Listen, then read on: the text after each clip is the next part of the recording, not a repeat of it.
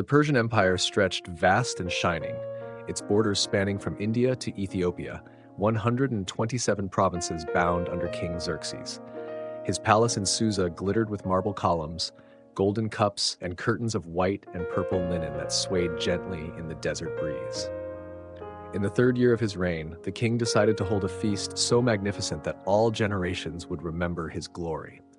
For 180 days, the nobles, princes, and military commanders of Persia and Media came to eat, drink, and gaze upon the limitless treasures of their ruler. Golden vessels, each unique, covered the tables.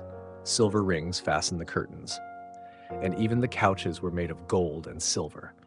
Every step on the mosaic floor gleamed with precious stones. It was not merely a celebration, it was a demonstration of dominion, a reminder that rebellion against such power was hopeless. When the 6 months ended, Xerxes gave another feast lasting 7 days for everyone who lived in Susa, from the greatest to the least. While he entertained the men in the royal garden, Queen Vashti held her own banquet for the women inside the palace. On the 7th day, when the king's heart was merry with wine, he decided to display one last treasure, his queen. He ordered his 7 eunuchs to bring Vashti before him wearing her royal crown so that the nobles and people might behold her beauty. But the queen refused to come. Her refusal shook the empire. No one had ever defied King Xerxes, especially before all his guests. His advisors warned that if the queen could disobey the king, then every wife in Persia would rise against her husband. To prevent such rebellion, they counseled that Vashti be removed from her position and banished forever. The royal decree went out. She would never again enter the king's presence, and her royal crown would be given to another more worthy than she. When the days of the king's anger had passed, he remembered Vashti and what she had done. His attendants proposed that officers be appointed in every province to search for the most beautiful young virgins throughout the empire. Each was to be brought to the harem in Susa and placed under the care of Haggai, the eunuch in charge of the women. From them, the king would choose a new queen. Among those chosen was a young Jewish woman named Hadassah, known in Persian as Esther, meaning star. She had lost her father and mother at a young age and was raised by her cousin Mordecai, a Jew from the tribe of Benjamin, one of those exiled from Jerusalem. Mordecai loved her as his own daughter, teaching her the faith of their people and the wisdom of humility. When the king's officials arrived in Susa, Esther's beauty could not be hidden. She was taken to the palace and entrusted to Haggai. Before she left, Mordecai gave her one crucial instruction: do not reveal your nationality or your family background. Esther obeyed without question. Each day, Mordecai walked near the courtyard of the harem to learn how she was. He did not pace in fear. He was watching, listening, gathering news from the servants who came and went. In this way, he built a quiet network of information, ensuring that Esther would never be alone even within the palace walls.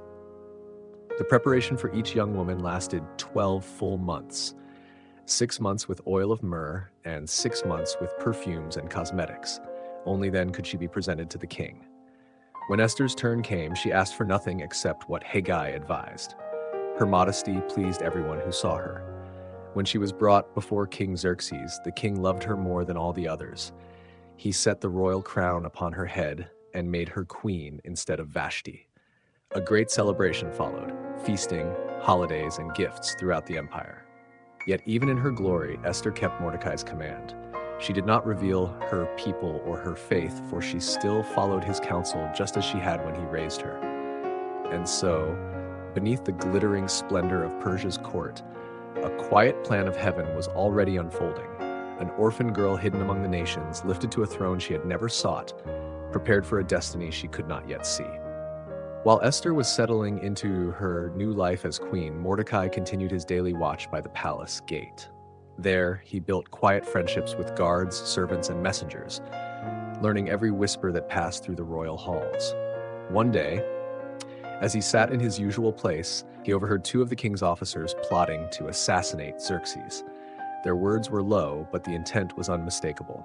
Mordecai immediately sent word to Esther, who told the king in Mordecai's name. The plot was uncovered, the conspirators executed, and the incident recorded in the royal chronicles.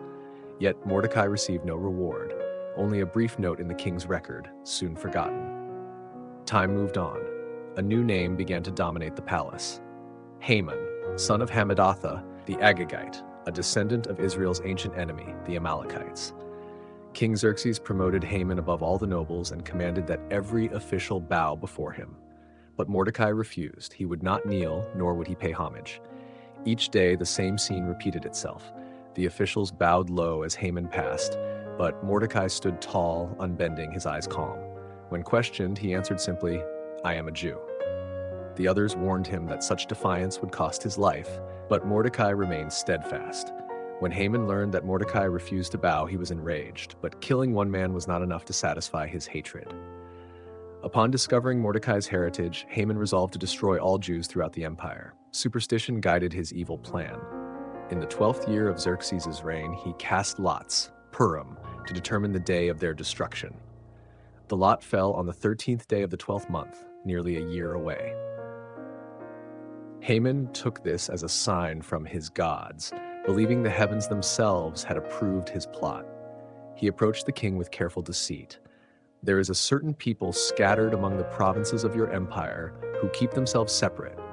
Their laws are different, and they do not obey the king's commands.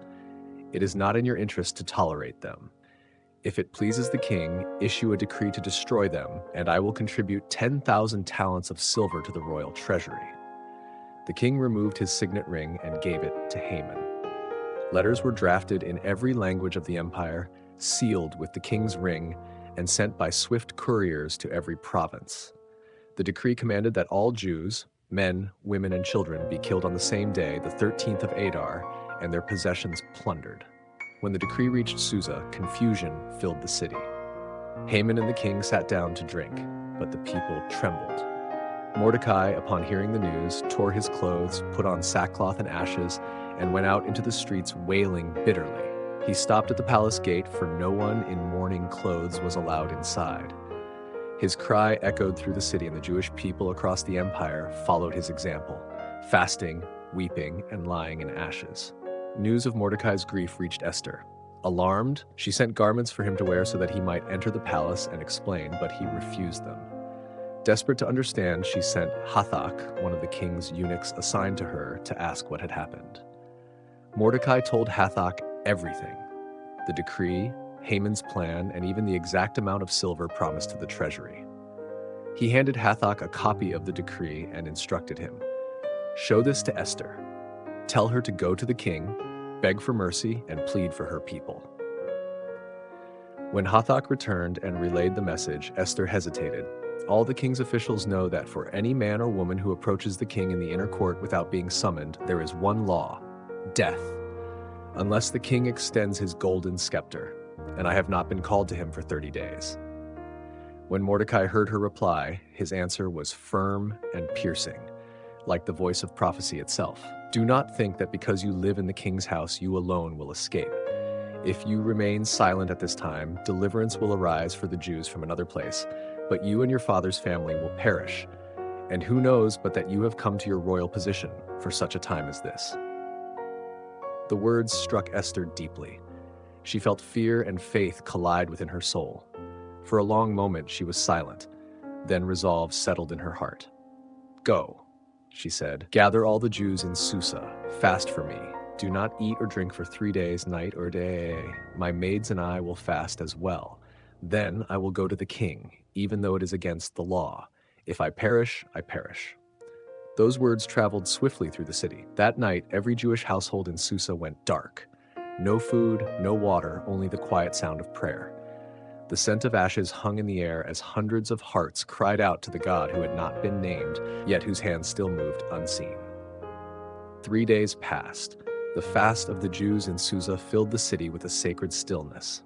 Then, as dawn broke on the 3rd day, Queen Esther rose. She put on her royal robes, her heart trembling but steadfast, and walked toward the king's inner court. Beyond the golden pillars stood the throne of King Xerxes. The moment she stepped into the hall, the air thickened with tension. It was against the law to come uninvited. Her life hung on a single gesture, the raising of a golden scepter. When the king saw her standing there, radiant yet calm, his heart softened. He stretched out the scepter in his hand. Esther approached and touched its tip. "What is it, Queen Esther?" he asked gently. "What is your request? Even up to half the kingdom it will be given you." But Esther did not yet reveal her purpose. "If it pleases the king," she replied, "let the king and Haman come today to a banquet I have prepared for him." The king smiled, pleased by the invitation. "Bring Haman at once," he ordered. And so the three of them sat together, the king, the queen, and the enemy whose plot hung over them like a shadow. The wine flowed, the feast was joyful, and again the king asked, "Now, what is your petition? It shall be granted you. What is your request? Even up to half the kingdom, it shall be done." Esther bowed her head. "My request and my petition is this. If I have found favor in the king's sight, and if it pleases the king to grant my request, let the king and Haman come tomorrow to another banquet. Then I will answer the king's question." The king agreed at once. The night would pass, and the truth would wait one more day. Haman left the palace that evening filled with pride and joy. He told himself that no man was more honored. To dine privately with the king and queen twice was proof of his greatness. But as he passed through the palace gate, he saw Mordecai still sitting there, neither bowing nor trembling. His happiness turned to fury. When he reached home, he gathered his wife Zeresh and his friends to boast of his wealth, his sons, his promotions back, and his intimate favor with the royal family. "Yet none of this satisfies me," he said bitterly, "as long as I see that Jew Mordecai sitting at the king's gate."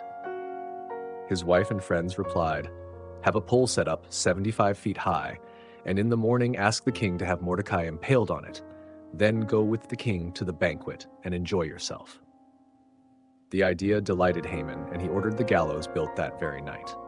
But while the sound of hammering echoed from Haman's courtyard, the king could not sleep. He tossed and turned, uneasy, his spirit restless. Finally, he ordered the book of Chronicles, the royal record, to be brought and read aloud. The servant opened the scrolls and began to read. Soon, a passage caught the king's attention. The record of how a man named Mordecai had exposed an assassination plot by two officers, Bigthana and Teresh, who guarded the doorway. "What honor or reward has been given to Mordecai for this?" the king asked.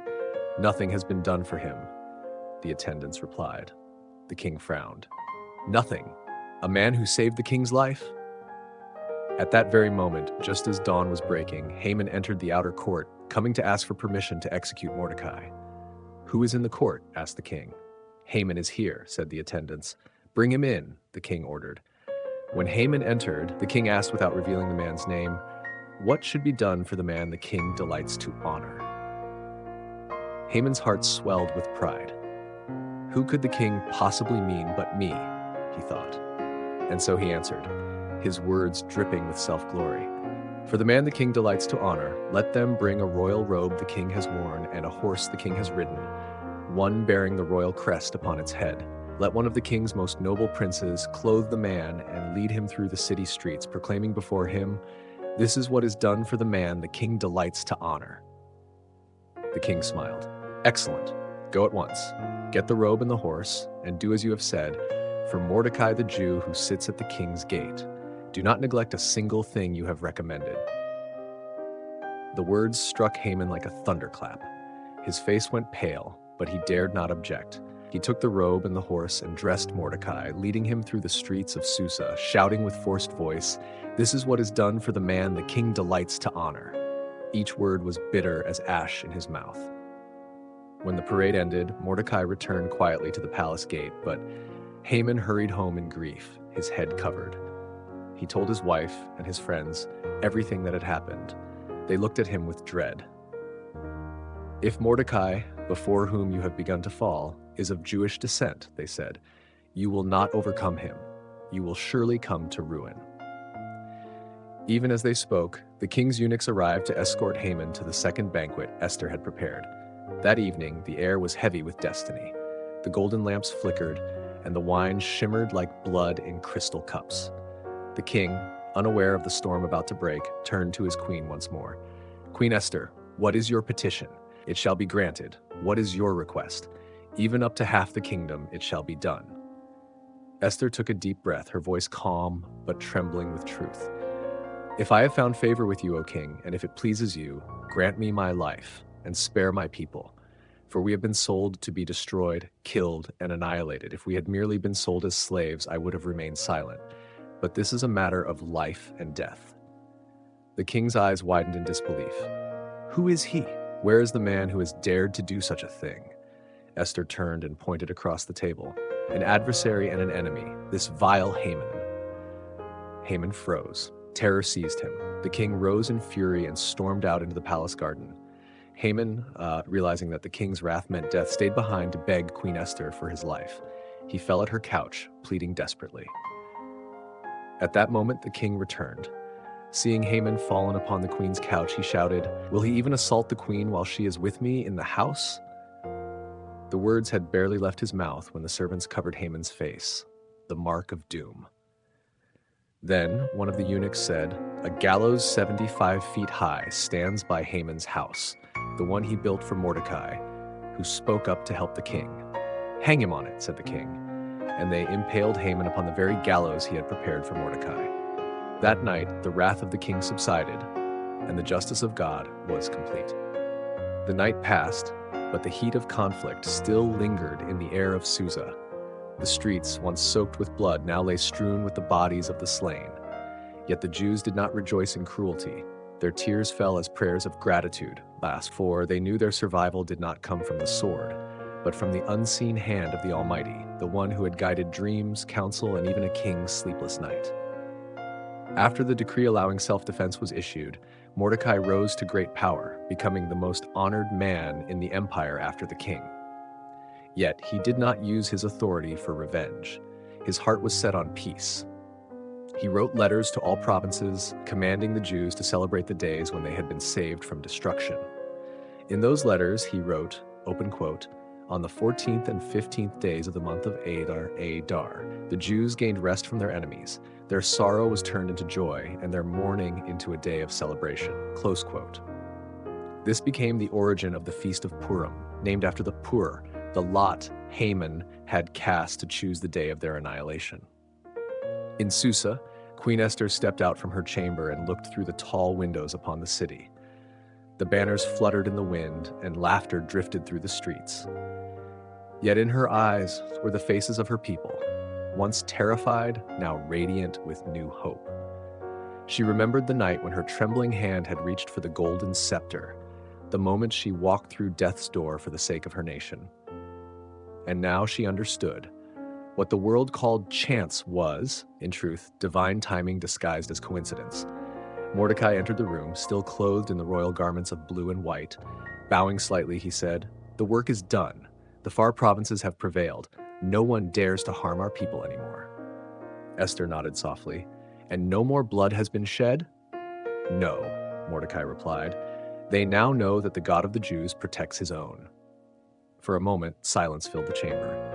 In that stillness, both of them saw the invisible thread of providence connecting every past event: the fall of Vashti, the rise of Esther, the plotting of Haman, the sleepless king, and the hanging gallows. Each moment that once seemed random now gleamed like a bead of light on a divine chain, revealing that everything had happened in its appointed time. News of victory spread throughout the empire. In every province, the Jews celebrated with gladness and feasting, sending gifts to one another and to the poor. Many from other nations, moved by awe and fear, chose to join the Jewish faith. From one end of Persia to the other, the sound of rejoicing rose. Yet Esther and Mordecai remained humble, aware that what had happened was not of human strength, but of God's mercy. Mordecai sent a second letter to confirm that Purim would be observed every year forever, as days of joy and remembrance when the Jews turned from mourning to celebration. People everywhere agreed. The 2 days were established as a time to share gifts, to help the poor, and to tell the story of deliverance so that no generation would forget. Thus, Purim became not just a holiday, but a testimony, proof that what was meant for death had become life, and that what was intended for destruction had turned into salvation. Peace settled once more over the Persian Empire. King Xerxes recorded Mordecai's deeds in the royal chronicles, granting him the title of Grand Vizier, the man honored among the Jews and beloved by all who sought peace. The great empire entered an age of calm, but within the hearts of God's people, the fire of this story burned on. It is said that every year during Purim, children wear bright garments, sing songs, and shout with joy as the story of Esther is read aloud. Whenever the name Haman is spoken, they pound drums and shake noisemakers so that his name is drowned out, a living symbol that evil is buried beneath the noise of rejoicing. The elders tell their grandchildren, remember, nothing happens by accident. Everything unfolds at its appointed time. On one quiet night near the end of that year, Esther sat alone by her window. The moonlight bathed the marble floor. Her reflection trembled faintly in the glass. She pressed a hand to her chest and felt her heart beat, steady, strong, and alive. Outside, she could hear distant singing, the Purim hymns rising from the city below, celebrating the girl who had dared to walk into death so her people might live. In the courtyard below, Mordecai walked slowly past the palace gates, the same gates where he had once waited, anxious for news of Esther. Now the air was filled with peace, but his mind still echoed with memories. The gallows, the decree, the golden scepter, the trembling knights. He remembered his own words to her, open quote, "If you remain silent at this time, deliverance will come from another place. But who knows? Perhaps you were made queen for such a time as this." Close quote. That single sentence had become a prayer engraved upon the heart of every Jew. And so, from the grand palaces of Persia to the humblest homes of Israel, people retold the tale of a young woman lifted from obscurity to royalty, of a faithful man who stood unwavering in truth, and of a sleepless king moved by a divine whisper in the night. Above Susa, the stars shone bright. One star seemed to glow brighter than all the rest. Esther, the star of deliverance.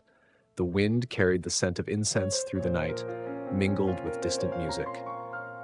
The story seemed to end there, but the fingerprints of the Almighty remained upon history, reminding all who would listen that, open quote, when everything seems coincidental, it is truly providence at work, weaving a grander symphony, where every small life is placed exactly where it must be for such a time as this. After the glorious days of victory, Susa returned to its dazzling splendor and peace. Courtiers once again bowed beneath the marble arches. Drums of ceremony echoed through the palace each morning. Yet in the hearts of the people, the story of Esther and Mordecai continued to sing, not merely as a tale of politics or luck, but as a testimony of God's providence, quiet yet precise, placing each person in the right place and time to rescue an entire nation from destruction. In the years that followed, Mordecai served as Grand Vizier of Persia. Though he held great power, he lived with humility, walking the same courtyards where he had once waited in worry. He refused luxury, dedicating himself to governing with justice and protecting his people. Often he would pause by the very gate where he had once overheard the plot to kill the king. Now, standing there again, he could see clearly. Everything that had happened, every small event, was part of a greater design. Had Vashti not refused the king, Esther would never have become queen. Had he not discovered the assassination plot, Haman's evil might have triumphed. Had the king not lost sleep that night, the Jews might have perished. Every link, once random, was now revealed as part of a divine chain of mercy. In the royal chambers, Esther lived simply. Though she wore the crown, she remained humble. Many nights she stood at her window, gazing at the glowing city below. The lamps of Purim twinkled in the streets, and the laughter of children filled the air. "Haman is gone. Our people are saved." She smiled softly. No longer the orphan Hadassah, but a woman who had faced death and found victory through faith. One evening she asked Mordecai, "Uncle, do you ever wonder what would have happened if I had not been chosen as queen?" Mordecai looked at her kindly. "God would still have saved his people," he said, "but through another way. Yet he chose you so that all might know he still sees, even when he seems silent." His words lingered in her heart. She realized then that it was not the miracles or visions that proved God's power, but the silence itself. For even when God's name was never spoken in this story, his presence filled every line. Years passed, and the empire changed. Yet wherever the Jewish people lived, when the month of Adar came, they lit lamps and read the book of Esther. They told their children about the orphan girl who became a queen, and how faith and courage could turn despair into salvation. The elders prayed, the children laughed, and the poor were fed. For Purim had become a celebration of hope, that no darkness is so deep that light cannot find its way through. It is said that on the eve of the first Purim, Esther walked alone through the palace gardens. The wind moved softly through the pillars, past the now silent banquet halls. She stopped by a reflecting pool where the moon shone bright upon the water. Looking into her reflection, no longer frightened but serene, she whispered, open quote, "If I was placed here for such a time as this, then every person also has their time. When it comes, they must only have the courage to step forward." Close quote. Her words spread throughout the empire. Mothers taught their daughters that Esther's beauty lay not in her face, but in her bravery. Priests and teachers read from Mordecai's writings, reminding the people of God's quiet justice. Wherever the Jews were scattered, they remembered the queen who proved that one act of faith from one ordinary soul could change the course of history. Mordecai's life drew to a gentle close. The chronicles record, "He was respected by the king and loved by his people, for he sought the peace and prosperity of all." When he died, he was buried outside the palace gate where he had once stood guard, and the people raised a stone engraved with these words, open quote, "A faithful man needs no throne, only the courage to stand firm in the winds of change." Close quote. Esther followed him not long after. She was buried in the royal tombs, and her resting place was never without flowers. Each year, people came to lay almonds and light candles, believing that the light of the first Purim still shone from her soul, the star that had guided them through the night. Years turned into centuries. The empire of Persia faded like dust in the wind, but the story of Esther endured. Wherever Jews faced danger or exile, they remembered her, and through that remembrance, they found courage again. For they knew that deliverance always comes in its appointed time, even when God seems far away. And when the night is still and the wind whispers across the earth, it is said that her words still echo through the ages. Open quote, "Have faith. For every person is placed exactly where they must be for such a time as this."